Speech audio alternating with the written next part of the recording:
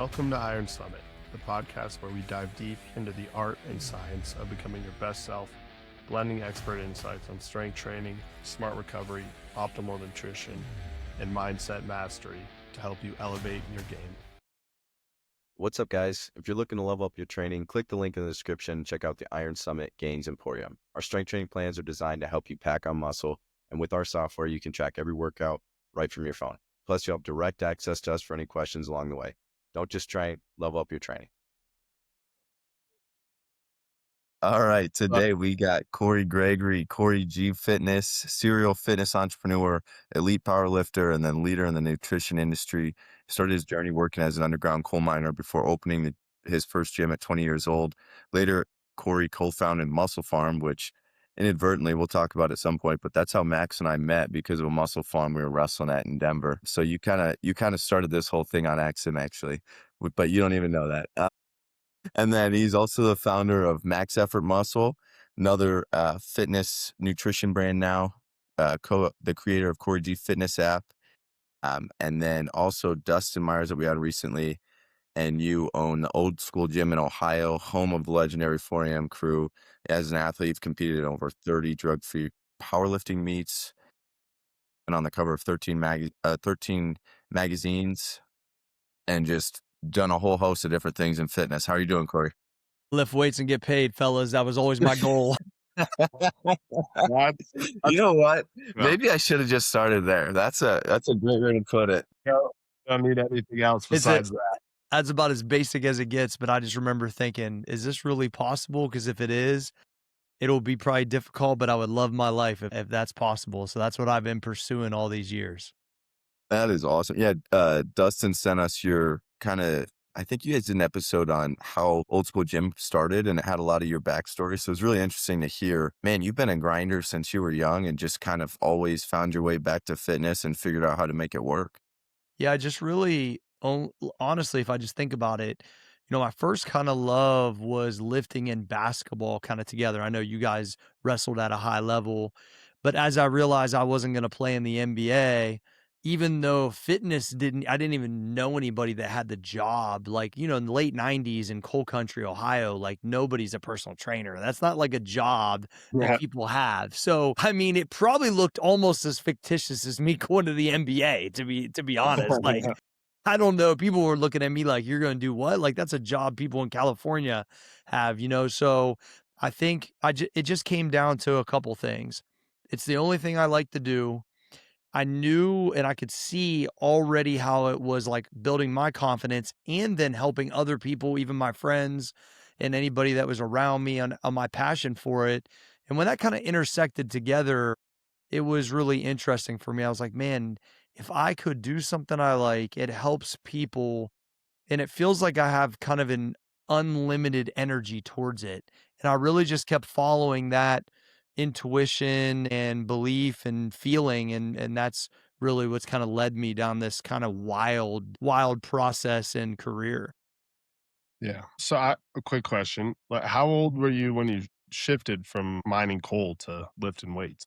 Yeah. So I started lifting weights when I was like 12 or 13. I got the job in the coal mine. So I started lifting when I was 12 or 13, but I haven't missed more than a week probably since my freshman year of high school. So let's call it 15 years old, 16 years old. I got the job in the coal mine my first year out of high school. So, I was, 19, 18 and a half, 19 years old, when I worked in the underground. I only worked for like 6 months total, but they were like 70 to 90. I think my biggest week was 92 hours. So it's like, when I say like my average was over 60 for the week when I did it. I mean, I just literally was like, if I was awake, I was lifting weights or working. That was it. Like I was just super dedicated to try to save as much money as I could to really get a chance at this, so-called personal training job that I thought I could have. Yeah. What is your a through line I feel like with your life has been you are willing to, go take those at bats. Have you always been a risk taker? Obviously you back it up with a bunch of work and that helps build confidence in yourself. But, early on, especially, how did you get over the hump of like, this is a good idea to, you know what, I'm just going to try it. I'm going to figure this out? I always explain it as calculated risk, but also I looked at it like this. I was supposed to be a laborer. To me, like I was like working with house money, bro. Like it Yeah, to me, it's I cool. was like, I already did the job at a I would say a pretty high level of what I was probably supposed to be. If I follow 4 generations, I was the 4th generation underground. So like to me, if it didn't work, I was just gonna go back and work underground or Yeah. work at the sawmill. And so when I was like embarking on this like kind of process of being a trainer and could I actually like make enough money to pay my bills and be a professional in the fitness industry in the late 90s, early 2000s, like to me it was like I already lived that life, so I wasn't scared, man. Like it was all upside, so I really didn't have anything to lose. A lot of people look at me as like some risk taker and a person that's built multiple businesses, but I look at each one of these things in a very calculated manner. I also know what I'm willing to do because I've lived, a lot of hours and persevered through a lot of things. So I've built a lot of confidence in myself and I believe in myself, and I can hear the whispers, man. Like I'm dialed in. Like I know who I am and where I'm supposed to go and what I'm supposed to do. Like, I can feel it as I kind of move through life. And when you're real dialed in on your morning routines and the way you eat and the way you train and development yourself, like there's like a different level of intuition. I'm not a super distracted person. I mean, we all live on social media. We're all doing those type of things, but I was blessed to live part of my life without social media and cell phones, and the other part of my life, my professional life, with it. And so I'm a unique age group to where I understand what it is to go all day and not have anybody call you. And then also have the understanding my business could be built internationally because I have access to it. And so I'm like kind of in that unique age range where I can kind of tap into both. And I think that that's been honestly like a great kind of strategy for me because I understand it. Like you guys, maybe you're too young to where you don't know that piece. You know what I mean? Like I'm on it's the different. bubble. I think I got my first cell phone when I was like my first smartphone. I got like senior year of high school. There you go. So you got a little So bit of it. I remember it, but I didn't have my professional life at all without it. Ryan's been on a smartphone since he was like 4. Max Max is acting like I'm not like 4 years younger than him. Like Yeah, yeah, it's yeah. not. How old are you, Ryan? 28. Yeah, you guys are on that borderline. It is interesting for sure. Yeah. And Cory, you've done a lot. It was funny. I was talking to my brother. I was like, "Oh yeah, exciting podcast tomorrow." Cory G, and he's like, "Oh yeah, I used to run his programs all the time when I was younger." Yeah, I remember in even in college, like I had some buddies that are doing like Lunge U or Listen to Business and Biceps back when you were doing that podcast. Like your reach, it's pretty cool looking back. Well, one of my first and favorite arm programs was Cory G's. Arm gauntlet of hugeness. Yeah. I don't remember the name, but I remember it was insane. There was like a bunch of 21s in there. Had like as a high school kid, I just like, holy crap, this is different arm pump. Yeah, And what's yeah, wild, I Max, remember those. what's wild is I've had a lot of now 30-year-old strength coaches that some of my programs were the first ones they ever ran, but now they're, head strength coach for this university or Yeah. over here. And it's like, it's really cool because I've been doing it for so long to have an impact on your guys' like that 27 to 37 is where I was highly impactful because Muscle Pharm was really big when you guys were like in high school and college, right? And so I had a big impact on a lot of that whole group. But my age range that I impact is, past, I talk to a younger age than my actual age. I'll be 48 this year, but I'm starting to get more people around my age because now of the longevity component. And then Yeah. we're starting to get some younger people in around Max, especially with having Bo Bassett involved and just like the wrestling component from that standpoint. And so it's been interesting at this point in my career. I'm talking to the widest age range I think that I ever have, but mostly your guys' demo, because of like kind of the content I was putting out early in your guys' Where kind of were fitness those career. arm programs? Were those on like bodybuilding.com or were they in? So the way I got popular was I put them out for free on my Twitter every day for like 3 years. And then, yeah, I had some of the most popular programs on bodybuilding.com where I did the Let's hear Busy it. Diet, the Get Swole program, the Squat Everyday program, and then I wrote the blueprint to mass and cut with Arnold. And so those all amassed like millions and millions of page views. Is pretty wild. That is I pretty I crazy. totally forgot about squat every day. I remember doing that too. That's so funny. Can you build it? Can you walk us through a little bit, like how Muscle Farm started, the whole story there? I know I touched on it in the beginning, but Max and I, we'd go in high school, and I guess Max was maybe early college, and he'd come back during the breaks, and we'd wrestle with like Elevation Fight Team at Muscle Farm in Denver. Mhm. Um, and so that's actually where I met Max. I was probably, I don't know, a sophomore, junior in high school, and he was, I don't know, maybe a freshman or sophomore in college. And it was a sweet environment, like an awesome gym. There was Broncos players, like getting personally trained in there, offices up top, and then we're wrestling down low. It was a really cool environment. Yeah, it was wild because, we just came off the Arnold Classic week, right? So we live in Columbus or outside of Columbus. And so I started going to the Arnold Classic in 1999. I sold programs actually outside so I could get free tickets, when I was going to Columbus State Community College. So each year, I kind of evaluate my career based on like that's our Super Bowl, right? So I think it was like 2006, I think. I was doing so I'm now 7 years into my career. I've been personal training. I'm starting to do a little content. Like I'm starting to do some consulting even in like multi-level marketing. I'm trying to get out of personal training. Like I've been personal training. I've had my gym since I was 21, 20 years old. I think I started when I was 20 and a half. Like I'm trying to I've sold time for money for 7 years and almost capped myself. I'm making over $100,000 a year as a personal trainer. Like it's working, right? But then I'm like, okay, what's next? So I'm at the Arnold Classic and I'm going up at that point. You could go to every magazine's booth. Like I'm trying to get into magazines. I'm trying to get a supplement sponsor. I'm trying to work all these angles.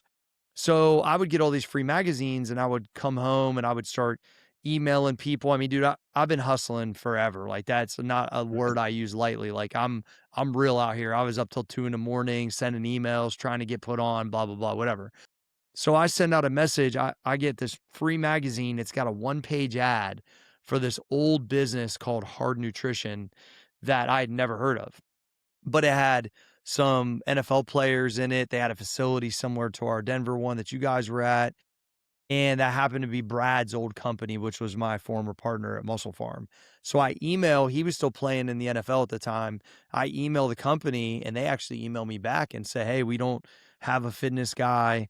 We'll start sponsoring you. So all of a sudden I'm getting, that's like, bro, I'm in the original old school gym, you know, outside of Columbus. I haven't won anything big. I'm not on the cover of anything yet. Now I got a supplement sponsor. I'm excited. And I start Yeah. selling it at the gym to my clients, blah, blah, blah.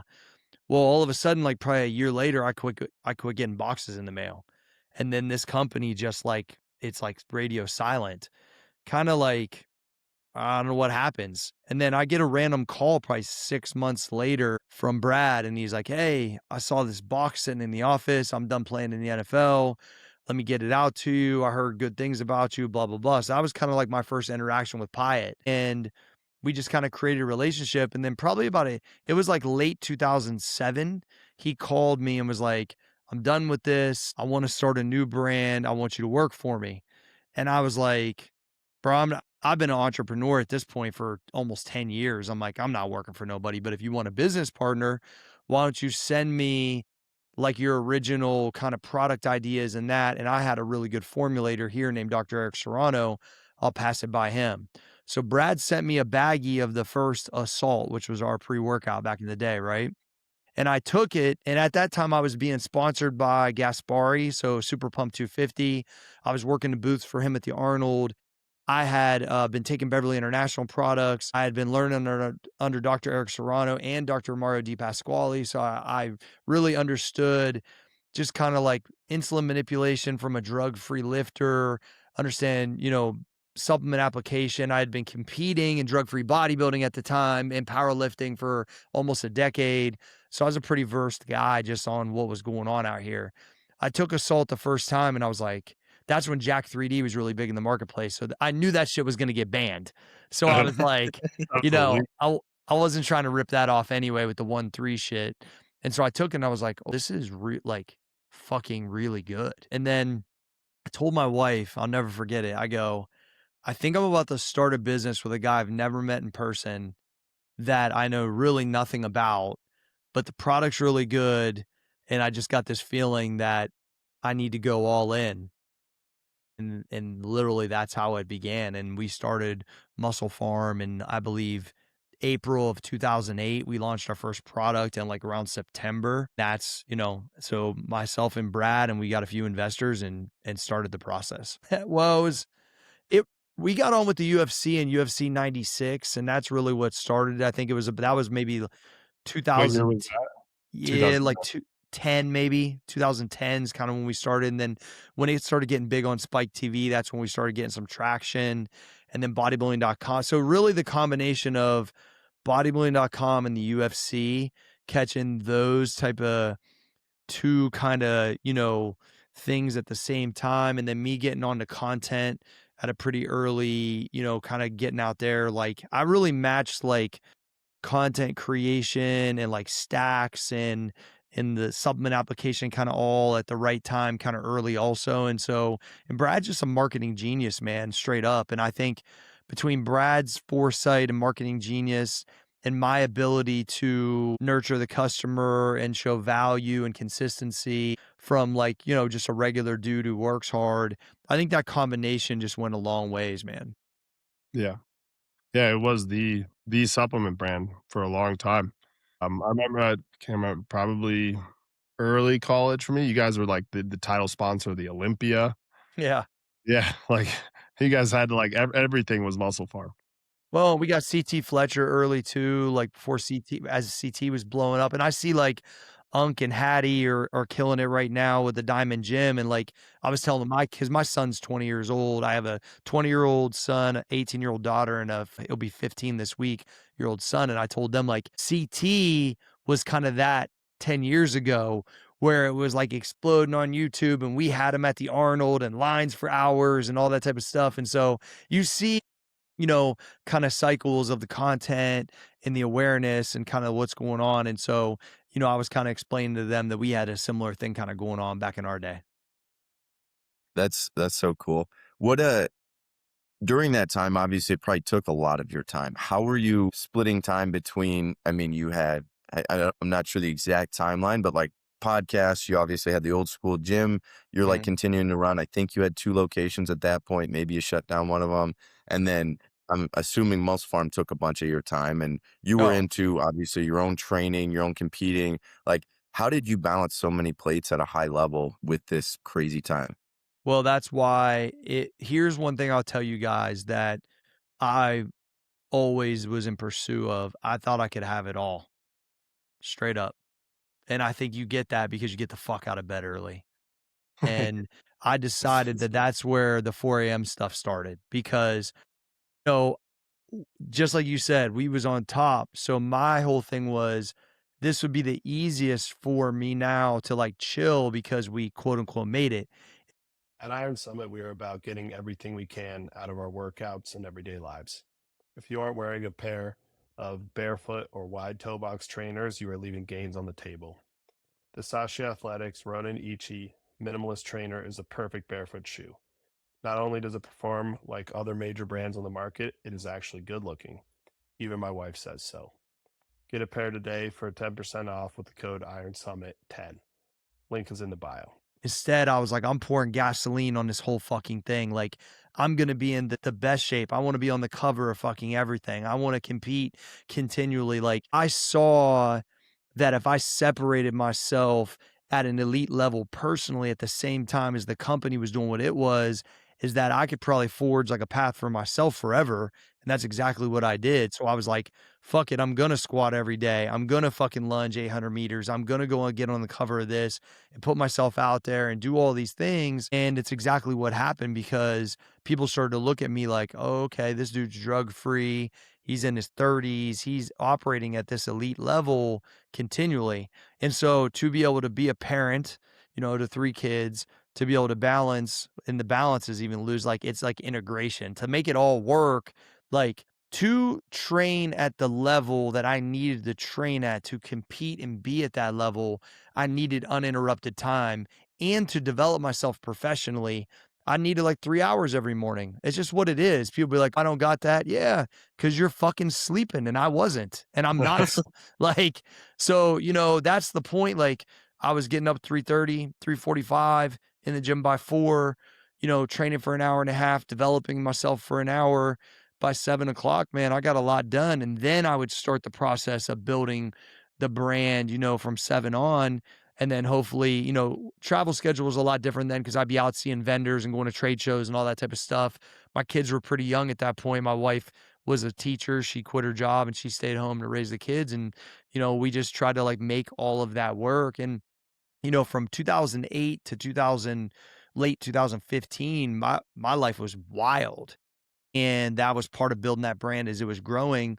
But since 2015, when I kind of like sold my percentage and left to build some other things, like, you got to talk about, now it's like 10 years I've been building direct to customer, building the app, still getting up at the same time, still training at the same time. Like, I've been doing this shit for 15 years at a consistent level to where I might miss 4 or 5 training sessions a year. And that's usually because I either got drunk and fucking because I was having fun, or like I flew in late. Like, I have some like rules of operation, but like, dude, I just don't fucking miss. And that's why I'm here. And like, I didn't get recruited to play anything athletically. I'm not the most jacked dude in my gym, even or around. If I just walk on the Ohio State campus, there's dudes way more jacked than me. There always has been, but I just look dudes in the dead in their eyes and know I'm gonna fucking win because I'll outlast them. I've built real confidence. It's not fake. It's earned over 15 or 20 years. And I just know what I've been through and how I find solutions and persevere. And, you know, it's just different, bro. I'm a killer. And I've been a killer for a long time. And I know that about myself. And but it's not because I said it, it's because I earned it. And that's what that early mentality is what created this. And look, I got my ass handed to me at the end of Muscle Pharm. It didn't end how we all wanted it to. I had to, kind of lick some wounds and rebuild some new stuff that I'm super proud of. But that's life, man. Arnold told me straight up. I went to breakfast with Arnold after that, and he said, "All right, are you a dude who got lucky one time, or is this, or you, is this you? Do you just build successful businesses and the life that you want? And now you get a chance to see what you can do next." And that hit home real good with me when we were having breakfast that morning. That is pretty cool. You got to work on that with Arnold. And Mhm. that's a cool question for him to ask. And it's a great question because there's It's a more lot like a of challenge. yeah, exactly. Yeah, it's a question for your soul. Yeah. And I Like was it's like, a "Yeah, deep motherfucker, I'm a winner. I know it." But when your idol says that shit to you yeah, you take it nonchalantly, seriously. like, that's why we're still friends today. Like, I just saw him this weekend, and the way that he interacted with my kids and getting a picture, and just like, he just knows because I spent enough time with him. He loved the coal mining. He loved the perseverance. Like, he just locked in on all that stuff. He liked the type of shape I keep myself in, the way I am with my family. Like, he just fucks with me. He just Yeah. has ever since I met Well, met met him, and it's been awesome. that's kinda Arnold. Like, he came from not much and just grinded, and he is where he is Beast, man. now. That's probably I mean, obviously, all of us probably Arnold played some role in us getting into lifting and weights. For me, it's like, I remember the first time I saw pumping iron, it was, like, life-changing, life-changing moment for me. Bro, I Makes you get went your through flag every behind take you. of pumping iron in Arnold's office. I'm one of the probably 10 people in the world that's seen every take Oh, I'm so of jealous. pumping iron. It took me 3 days to go through in his office. Why? And when I walked to the bathroom, I walked past the Conan sword sitting in the corner, life, size predator. Like, it's I'm been very an in jealous. yeah, opportunity. And here's what I'll tell you, when you're around people continually that have like the one name recognition type of level, Arnold, Tiger, Louis, people that are like people that blaze paths in their industry at a level, it makes you like, drop a lot of limiting beliefs on yourself, see really under the hood of what it looks like, how they operate, what their expectations are changes the way you are. Like you come back from dealing with people like that and you go, why am I capping myself on what's possible or who I can be or what it is? It just really affected me like, in a pretty wild manner. Yeah. That is awesome. And you were in the middle of so many different things. I kind of got a two-part question for you. You kind of touched on it a little bit towards the end of Muscle Farm, but like I'm assuming you probably had a non-compete or some kind of, regroup year. Like Mhm. what made you ultimately decide to start Max Effort Muscle? Obviously that's going great now. And then with all your competing things that you're doing at the same time with Old School Gym, building your app, competing, raising a family, like all these different ventures, how did you know when it was time to move on to something else? Or how did you dictate? Was that a feel thing, a gut feeling? Or when was it like, okay, I did a good job here. This is run its course. Let me move on to this next thing. Or I'm going to continue to spin this plate while I go build something else. That's a great question. I think as you get older a little bit, you start to understand here, when you believe it's possible and come, especially where I come from living in this trailer, and now I'm at the pinnacle of the industry, got the stuff that I want, like, or whatever, you kind of start to go, okay, how do I really want to operate? Is this what I really want to do? And, I asked myself that a lot because Muscle Farm became something I didn't even like, to be straight with you guys. Like I wasn't meant to be some like corporate dude. Like that's not me, like at all. Like it Yeah. just isn't. I know myself. And so, when it kind of turned into something that I don't know, like it got to a point where I was like, I don't even really like doing this anymore. It's weird to say that, but personal training became the same thing for me too at some point. Like the thing I dreamed of became something, it was just time for a change. Like I have these like 7 to 10 year increments in my life where I just go, it's time to evolve, change, maybe just adapt a little bit. And I was like, man, I'm just ready to do something else. I wanted to build something direct, not deal with the retailers. I was kind of ahead of that. I wanted to build my own training app where I'd interact with my customers that really fucked with me. It was just time to do something different. And I just really didn't want to be, talking in these boardrooms and shit. Here's the thing. I started to realize that I was doing my own self a disservice, that because this person got this degree or this, straight up, they ain't never built nothing like me and Brad was building. Like they couldn't hold our fucking jock, but for some reason at times, because of certain things beside their name or whatever, I didn't really have that confidence yet because that was my first real venture that did something like that. So I needed my kind of own space again. And, I signed a deal with Reebok immediately, which was super cool. And then I was able to build my training app. Then I had a non compete for about a year from supplements. I mean, man, I had 800 people sign up for my training app the first day. And I was Wow. like, oh, this is real. Okay. You know what I mean? And I created, I got a small staff and to support me on that and just went straight content creation. I signed a $40,000 endorsement deal with Reebok, which was super cool. I mean, dude, I was 37 years old getting a fucking shoe deal, bro. Like not That's even sweet. playing, any type of sports in college. So like that was like a real like a refreshing thing for me. And then I went just straight hardcore competition and pushing myself. And then we started Max Effort. I believe it was like September of 16. So in 15, late 15, I kind of got rolling. 16, we really built the app and I was working with Reebok. And then late 16, we started Max Effort. And honestly, I just am way happier. The direct to customer stuff, I know most of my customers' names or at least recognize them. And I've said this multiple times. I wasn't trying to chase being $100 million brand again. Like that really, I don't know, just wasn't like, I'll take the money if this thing blows up, but that was not, I wasn't trying to top what we did before. I wasn't chasing that.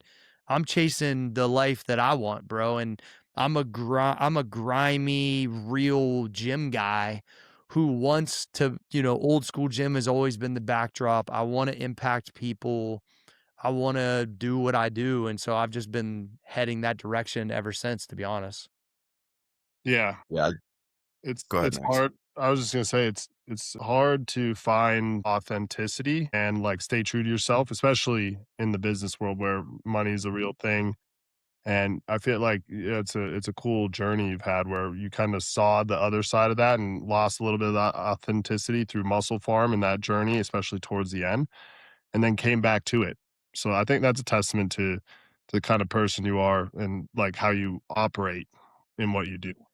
Yeah, I Yeah. just look, I stayed authentic, but I knew that there was a limiting factor continually just because of the way it was, and I could just see the writing on the wall, and I was like, I thought I'd do that forever. Or, we almost sold it to GNC, like, I almost had the big buyout, and it never happened, and then it kinda fell apart, and it was just like, I really had to go build my wealth in a different way, like, it just didn't end up the way it's like, I don't even really talk about it a whole bunch. I always talk about it in environments like this 'cause I think there's a lot to learn from it, but it's like, I literally lived both lives. I lived the 60,000 retail doors, top of the food chain, all that type of stuff, and then I've lived this direct to customer. Like, Muscle Farm wasn't profitable.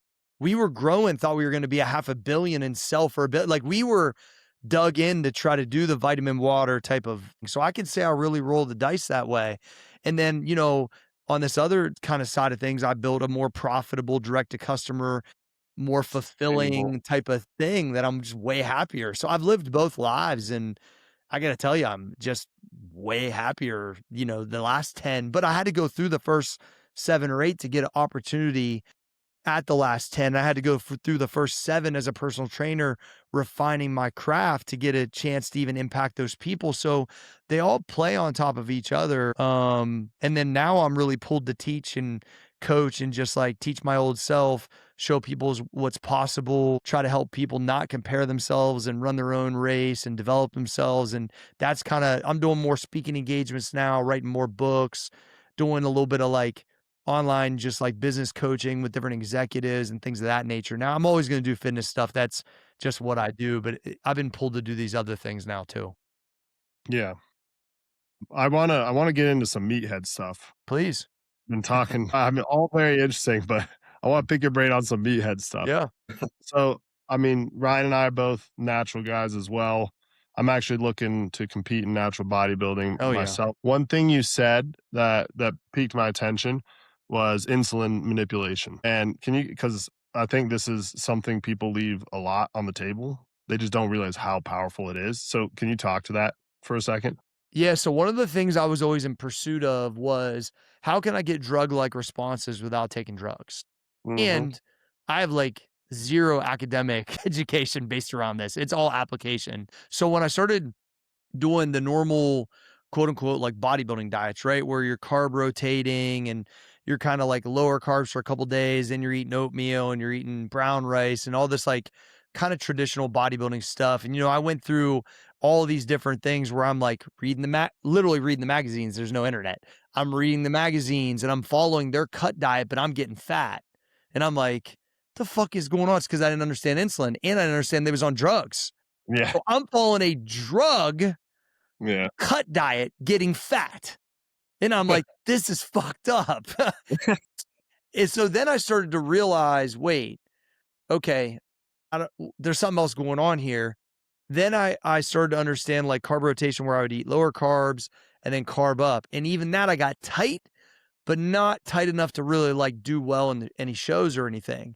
And then I started hanging out with Dr. Eric Serrano, and he started talking to me about the anabolic diet, which was from Mario Di Pasquale, which was high fat, low carb, getting your body to shift from using fat as the fuel source over carbohydrates.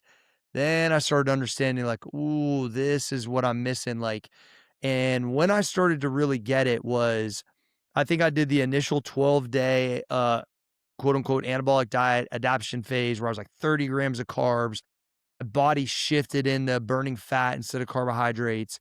And then we started testing stuff. And this is where I got really, really intrigued. He's like, okay, I want you to do 24 hours, all bets off, eat whatever the fuck you want, and start to pay attention when you start laying down body fat spilling over. And I started to understand that it's almost like a beaker, right? It's like you've depleted your glycogen all the way down, and everybody's is different where I can get away with this, you can get away with that. And then once it spills over, you start laying body fat down. And when I started to understand that, I started to realize like Dustin, because was doing some of this stuff with me too, he could do like 24 hours. I could do like 12.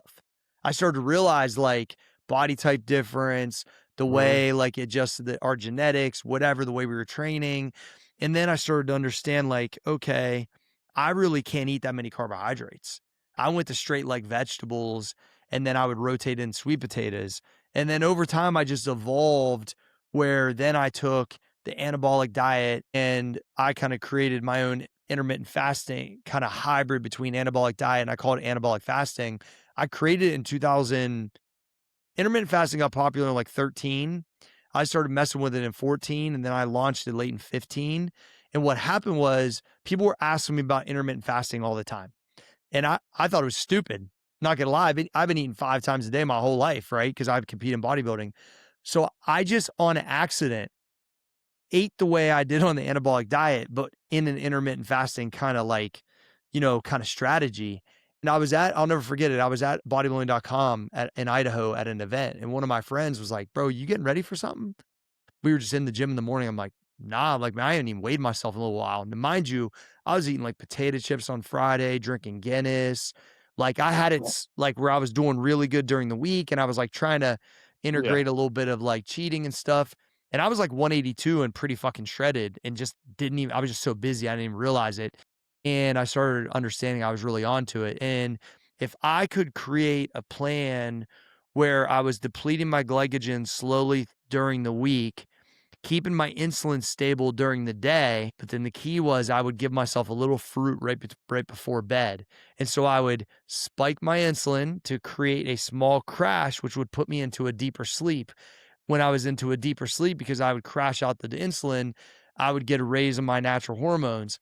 My recovery started like speeding up and I just started, and then by the time I got to Friday, I needed the cheat because I needed the glycogen replenish. And I started to get on this like really interesting kind of manipulation schedule of like stable during the day, healthy spike, mini crash, good recovery, big glycogen, kind of like refeed Friday, Saturday. And then I got to the point where because I was lunging 800 meters as my conditioning, I had to eat like 10 tacos every Wednesday just to keep my fucking weight up. And I was walking around 7-8% body fat. Like I was like 35 feeling like I was 21, bro. It's crazy. Yeah. And so that's long-winded answer, but that's kind of how I started to understand is like I was following drug diets, getting fat. I locked on to the anabolic diet. I kind of crossed it with an intermittent fasting lifestyle approach. And that's what a lot of my community follows still to this day. Yeah, I like it. It makes a ton of sense. I had my coach, this guy I work with, he always says, like the old saying, you need a glass of like warm milk or warm chocolate milk before bed. Like your grandma said it with, because it helps you sleep better.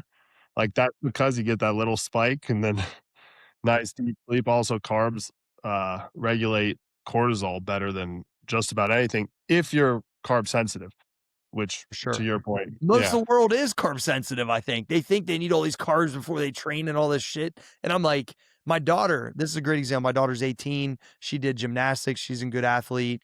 She's like, Dad, I feel like one, I'm going to throw up by the end of my workout.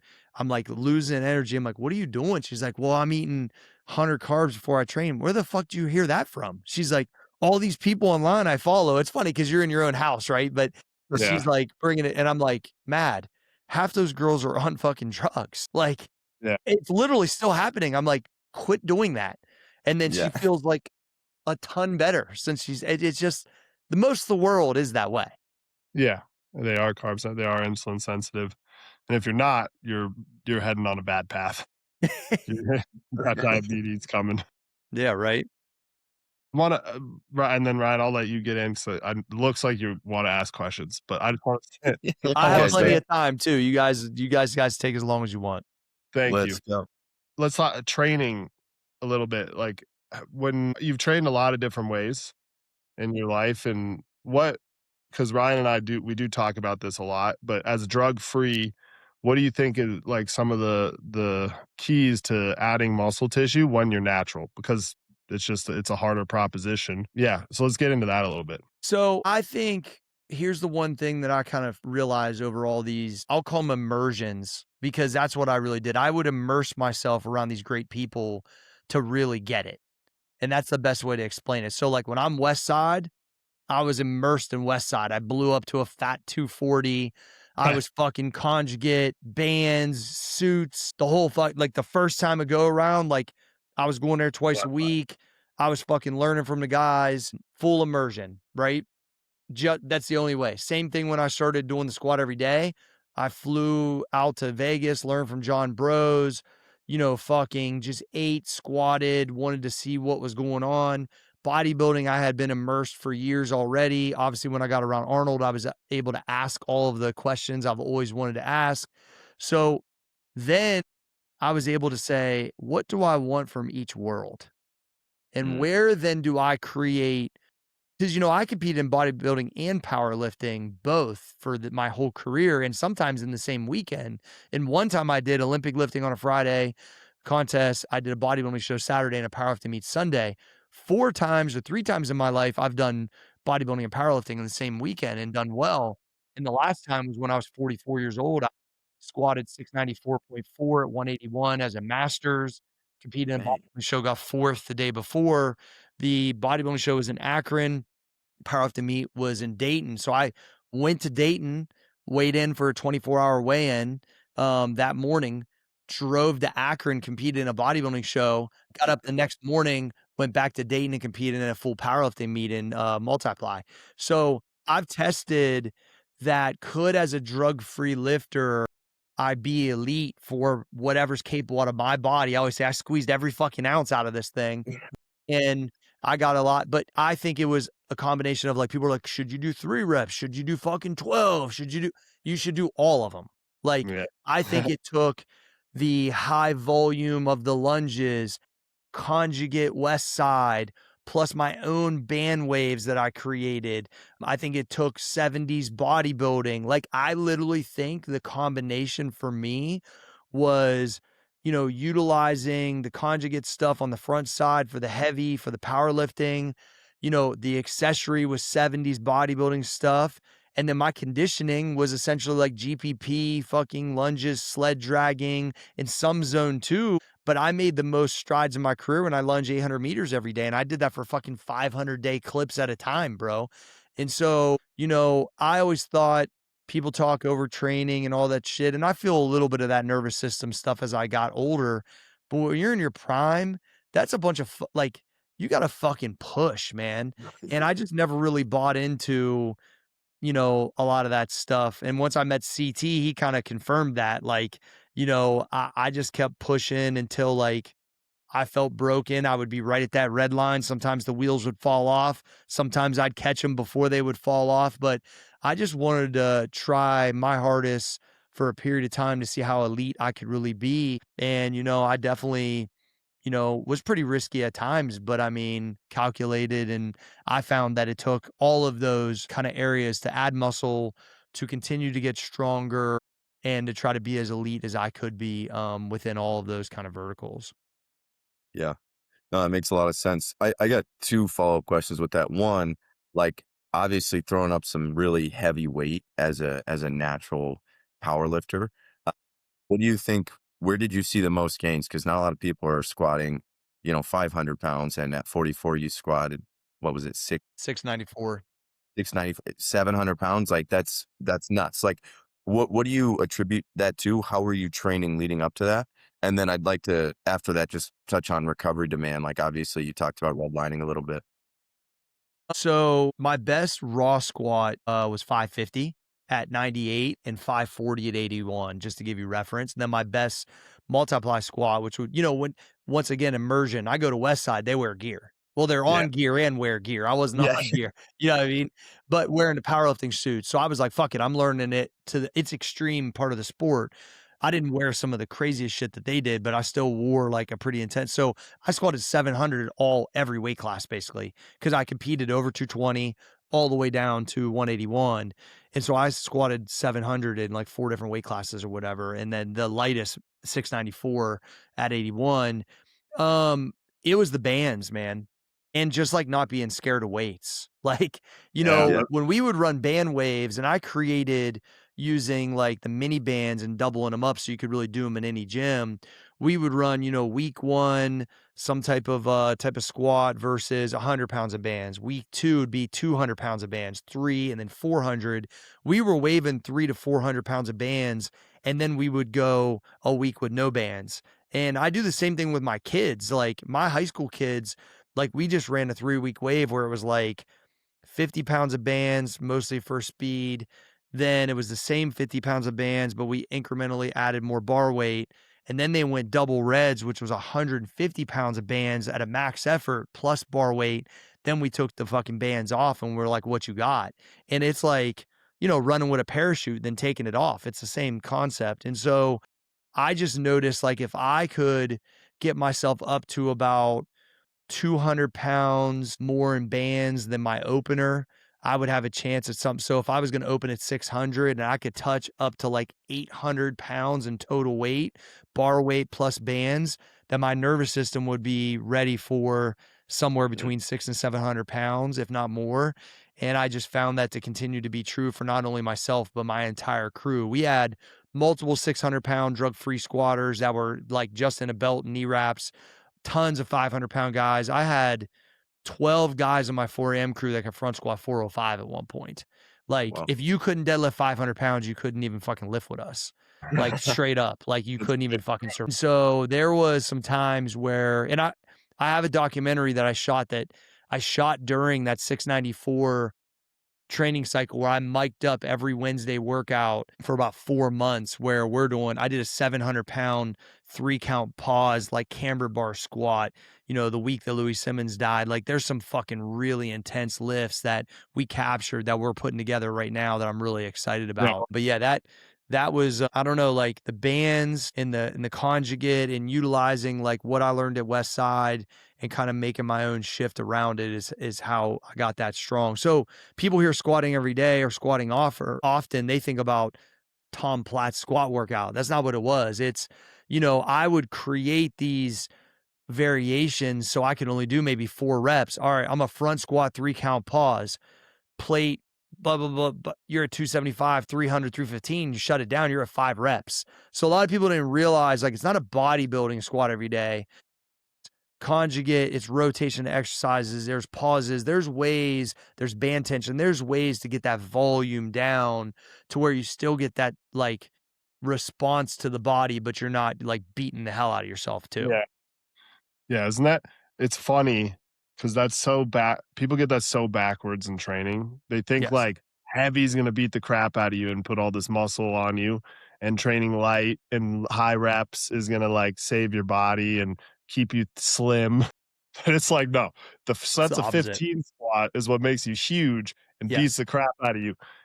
The sets of 4 and 2 and long pause, that's what keeps you like, that's how I'd have a wrestler in season training, like not add too much muscle tissue. It's people get it so The backwards. volume adds way more tissue than people realize. I mean, that's why, although the golden era guys took drugs, they didn't abuse them like the guys nowadays, and their physiques arguably look the best. It's because they had the right mix of nutrition understanding, the volume, and just truly like the right amount of drugs to not abuse it. And that's why those physiques still look and stand the test of time. The golden era guys are on the amount of drugs like your average like 40-year-old TRT dad is on. Bro, Yeah. they're on the average amount of drugs some of these fucking TikTok losers, I would say. Yeah, no, like less drugs. Seriously, like you go to a TRT clinic and you're 40 years old, like that's what Arnold was taking. Like a little bit of Here's the problem with the TRT max is that people are almost viewing that as still drug free. I've had so many guys be like, bro, I'm clean. I just take a little TRT from my doctor. I'm like, bro, you're still on steroids. That is the steroid. Like, I've heard they'll be like, guys will be like, oh, you're actually really natural. I'm like, nothing. Yeah, I've heard that too. It's ridiculous. Yeah, I'm natural. I'm just on test. It's like, that is like the steroid. That's where it all started. Yeah. So, Cory, what about, obviously you're training really hard as you're getting ready for, especially when you did back-to-back competitions in the same weekend, stuff like that. How did you think about your recovery? Obviously, you're waking up early. I'm sure you're not getting as much sleep as, like sometimes, but how are you recovering well? I know we touched a little bit on nutrition, but yeah, maybe your high level big levers for recovery that helped you stay healthy during these intense periods. Yeah, I would say it's been intense since probably mid 2000. Like, I mean, I think I did my first bodybuilding show in one.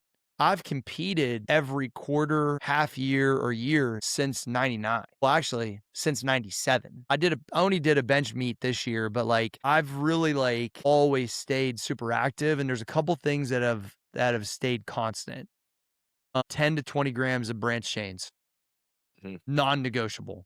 Like ever since I met Dr. Serrano, which was when I was like 22 years old or something like that. Like I have had an amino supplement that I have created since '08 that I've stayed like on. Like it is a massive, massive, especially you got to figure I've been basically on a bodybuilding diet my entire career.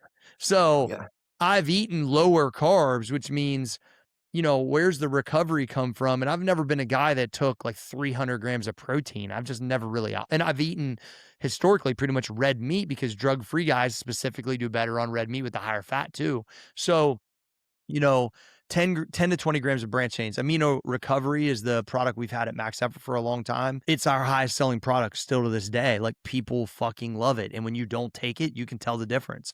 And so, even in the morning, so a lot of fasters, hardcore fasters say, oh, if you take branch chains, it breaks your fast.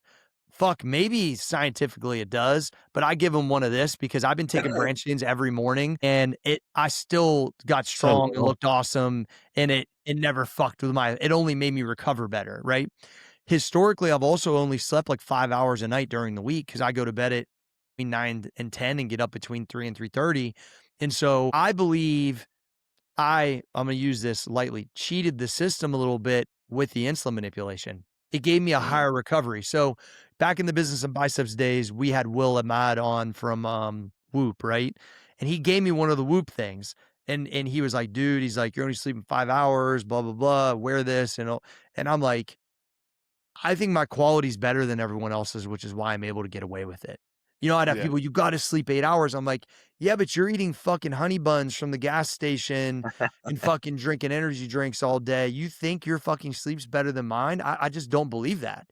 And so yeah, I proved it. I wore that thing for like fucking 2 months and I was 97% sleep quality almost every fucking night. And I was 92% once. That's because I drank 3 bourbons before I went to bed. Like, and smoked cigars. Like, and it literally, I think the reason why I was able to get away with that, I would call it elite level operation for the period of time I was able to do it, is because I ate this way and took certain things. Meaning, I never miss my aminos every day.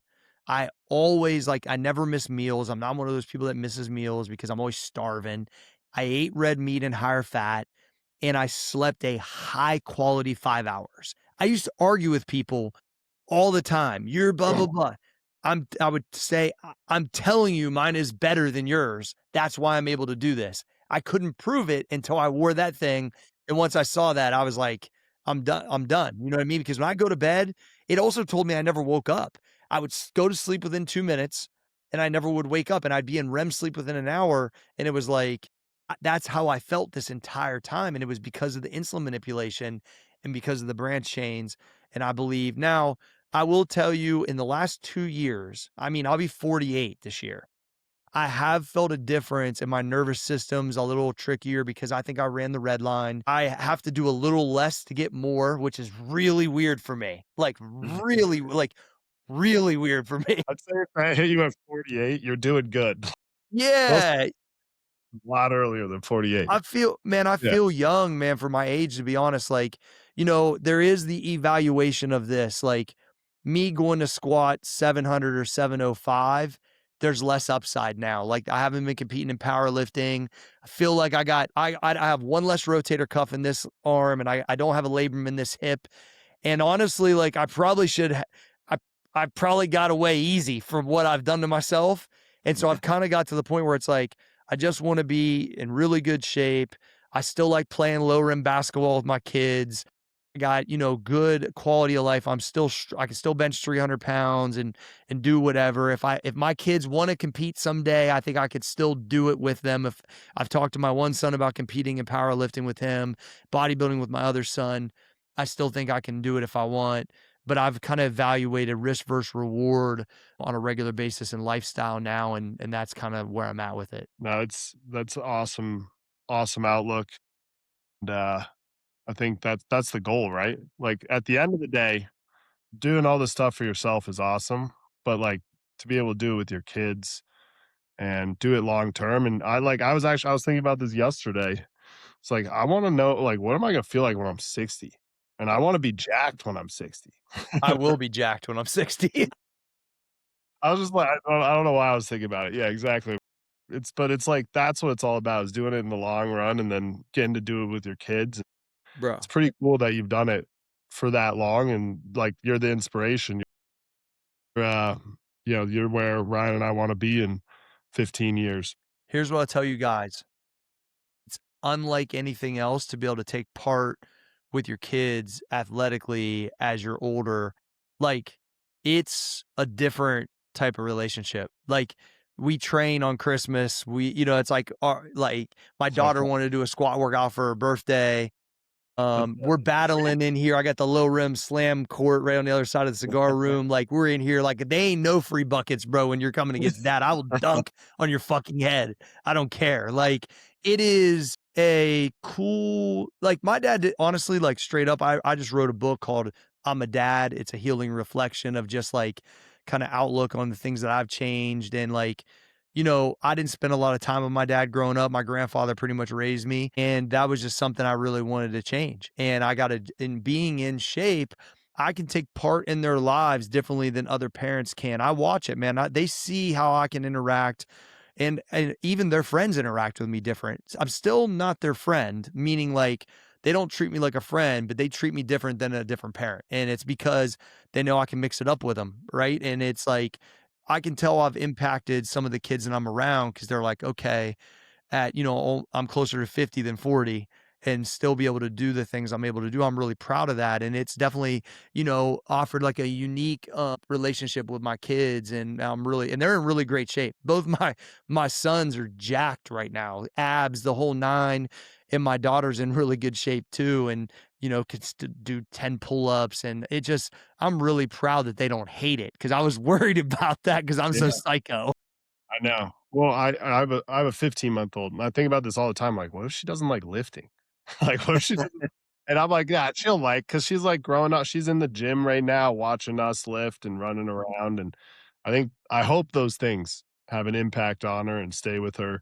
And she like, and won't push her. I won't force her to do anything, but I They're hope she paying wants. attention though, man. If that's your here's what I'm learning now, and what's really cool is I'm having today I have business meetings with my daughter and my older son. Every Tuesday we meet for an hour based on what they want to create for their lives and how they want to do things. And they set them up with me a couple months ago, like, Dad, can we meet once a week on what we're pursuing and want to build? And it That's feels cool. really good to believe that because I didn't have that growing up, that they believe I have a lot of the answers, and I do because I've created my own way, right? And so to have adult conversations with my kids, have them be in shape, there's a legacy thing that I'm proud of that they're following into, and I just want them to go create whatever they want. It doesn't have to be like what I did or a certain number or I did what I did so I could afford them the opportunity to go build what they actually want to do.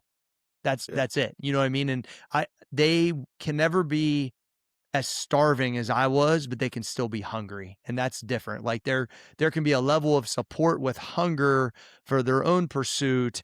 It's not given to them because their mom tells them all the time, yo, this is me and your dad's money. Don't get it twisted. We're fucking blowing some of it. You know what I mean? Because we're gonna live it up. But the reality is, like, I wanted them to know that I'm here to support them and guide them and that I don't have any type of pressure on what I think they should do. I want them to go do what they want to do. And then I'm here to hopefully, kind of lead them down the path. Yeah, that's cool. I just think in every aspect, kids, coaching, mentorship, like just leading from the front Yeah. is so much more powerful than just barking at somebody. 100%. And yeah, you do a great job at that. Thank you. That's awesome. Couple like rapid fire closing questions for you. What's your favorite lift? Man, there is nothing on the planet like the squat being loaded in a meet and the lights are on and they say your name and no one can fucking save you. I fucking I love love it. it. Dude, I just it's fucking really that's what I miss, guys, and I'm sure you guys understand this about competition in general, and here's the one thing I'll tell you that's unique to it, maybe some people don't think about. You know, when you're on a team and you're a kid, you got the locker room, you got practice times, you got competition, right? I've had that represented all the way until I still have practice times 4 AM. I don't have as many competitions, maybe, the basketball league and some other stuff I do, but the reality is I had that structure my entire adult life. The lights were on multiple times a year. I had practice time that was super early. I had my locker room with my crew at 4 AM, and there's nothing like, you having a training cycle and then having to get under the bar in front of people. And I'll never not just love that just challenge because there's some days I showed up and I wasn't great. And there's other days where I surprised myself and built a lot of confidence. But yeah, I just think being under that bar, there's a lot of parallels in the life. yeah. Love it. What about biggest training mistake you see people make? I think, man, I would say I think it's the volume. I think people's volume, they're so afraid to overtrain. It's the fucking stupidest thing of all time because This most one, people like, don't most people don't even know how to take themselves to that level. Like, that's what I would say. Or, oh my gosh, if I eat like you, I'm gonna lose too much muscle. And if I do that much reps, I'm gonna get small. I'm like, have I looked any less fucking jacked in the last like, what are we fucking talking about? Like, it just that's why I love backing it up, man, because when people come at me on that shit, I'm just like, you're just jumping to conclusions because you know it's fucking hard. I'm the truth teller. You gotta fucking work. You gotta get up early. You gotta fucking bust your ass. And then you get a chance at it. You're not even guaranteed it. But I can guarantee you this thing if you don't fucking try hard, you don't got a chance at it at all. And so I think like people just they want to take the easy way out. They want to jump to conclusions, and I've just heard that shit so much in my career, and I just think, well, that's why I'm going to keep fucking beating you. yeah, Yeah, it's I so love true. it. We talk about it on like, every podcast. That's so Yeah, it's to fucking be bullshit. like, and everyone who is jacked or has accomplished something, they're like, man, stop worrying about overtraining. That's a problem for like 1/10 of 1%. I don't even think about it. Like that's just like don't overthink it. I Just probably go. honestly just started thinking about it because in the last probably year, because there's been a couple times where I've backed off training and got better results. It's only because my body will touch that fight or flight because I've been like so Doing crazy it for so so well. long. I don't think if I was like that, it would be that way. But I also don't think I would have the results or look the way I look. So it's like I'm okay trading that. But yeah, I never thought about that at all, For sure. Yeah. ever really. Yep.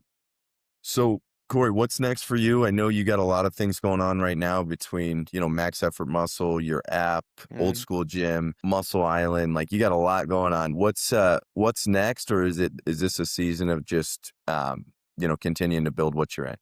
Yeah, this is probably a great way to kind of touch on this for anybody that's, have build things or are building stuff. Like started to realize, I would say once the island was done, which is a whole nother, you know, talking point in itself. If you guys want to go there, I'm more than welcome to. Once the island, you got to figure. So the office I'm in right now, we got the old school gym in the first 5,000 square feet. You got max efforts in the back 10,000 square feet. You got the cigar room here at the end. The island's 20 minutes away. My house is 10 minutes away. Like my infrastructure is so good and it took me so long to build. I started to realize like where I need to take part in my infrastructure. Like that's the lifestyle. That's the way I want to operate. And so the only thing I'm really trying to add to it is a few more killers of like meaning more members, more people that want to be a part of the mafia, take part and what we've kind of built here. So adding some people, some quality people, and then I just want to teach a little bit more. I honestly really, like, love what I got going on. I worked really hard for it. It's been 26 I mean, I've been an entrepreneur since '99 full time, so you're talking 26 years in fitness now or 27 years at this point. So it's like, I'm not really running to anything. I'm just Mhm. trying to take part in what I've built, and it's been refreshing to be like, one of my I set my goals like this, and I think you guys would like this: 3 inside the gym, 3 business, 3 family. I start Mm. every year that way. And my family ones was like lift with my kids as much as possible. You know, Good. make sure I'm out with my wife on Fridays, like, go on a vacation every quarter, like, lifestyle stuff, inside the gym is more like, I would say, just adhering to the protocols that I know will give me it's not necessarily a certain squat or certain whatever, and then I have the business goals of how many members I want on the app and the things I wanna accomplish at max effort, but one of the main things is I'm starting to do speaking engagements more often. I've written 5 books at this point. I'm really just trying to add as much value to the people that are looking for it. If you're looking, and trying to figure out how to get to the next level, I've got some things in motion now that I'm helping coach people and get that. And it's like, I never wanted to be like the cheesy mastermind dude that looks like he's just kind of taking people's money. So, like, I never really fell into that. This organically just happened over time as people kept asking me to help them. And then I just started charging for my time. And I have a small group I coach every Wednesday. There's 22 people in it. I capped it at 25. I have about 6 or 7 one-on-one clients, and I'm building in some corporate stuff where I'm starting to go out and speak to bigger companies, and then I have some things. So, like, that's really what's next for me, and I'm just trying to take part in what I've already built and enjoy it because I built the life I've always dreamed of, and now I'm just trying to live in it and enjoy it. That's Yeah. awesome. I think it's great. I love the reach back and help people up the ladder. I think, people used to work in the same career for 40 years and then they go write a book and try to, give back to the industry. You've touched a lot of lives and you're continuing to do that. I think it's so cool. The butterfly effect of the amount of people that have, learned from you, um, gotten, healthier because of they've followed stuff or just inspiration from, I mean, man, I remember you screaming at a camera at 4 a.m. and being like, all right, let's go to wrestling practice. Yeah. So really appreciate you, man. I think we could do a bunch of episodes. We'll have to have you in the future at some point to Yeah, I would talk love to. more. You do so much, we'll touch on Muscle Island and just a bunch Yeah. of different things. But I think your authenticity, goes, it just shines through. I think people really relate to that, especially with the world we live in now. I appreciate what you're doing. I appreciate your time. And yeah, thanks for coming. Yeah, Yeah. no problem. I want to invite you guys to do a live show on Muscle Island.